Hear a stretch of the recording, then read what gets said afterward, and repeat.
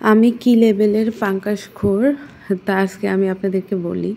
তবে হ্যাঁ, আমি শুধু পাঙ্গাস মাছ ভাজিটা খাই, আর পাঙ্গাস মাছ লেজের ভাজিটা আমার খুব পছন্দের।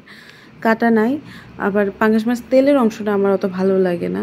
ওই দিন বাজারে গেলাম, আম্মা যত মাছই কিনুক না কেন আমার জন্য মাস্ট একটা দুইটা পাঙ্গাস নেবে। এটা মেবি 2 কেজি 690 গ্রামের মতো, মানে প্রায় 3 কেজির কাছাকাছি ছিল। অনেক মাছের সাথে সাথে আমি পাঙ্গাস মাছটা কিনি, দেন হচ্ছে একটা রিক্সা নেই, রিক্সা নিয়ে সুন্দর করে বাসায় চলে আসি।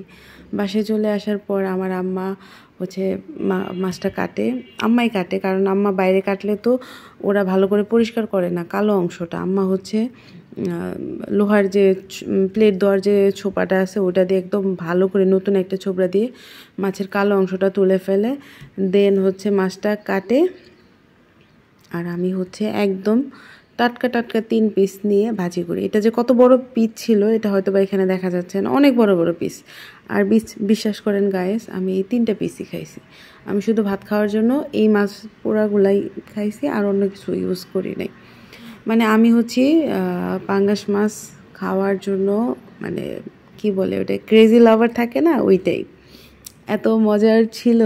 আর আমার আম্মা হচ্ছে অনেকগুলা মশলা দিয়ে ইয়ামি করে মাখাই দিছিল, এখনও যে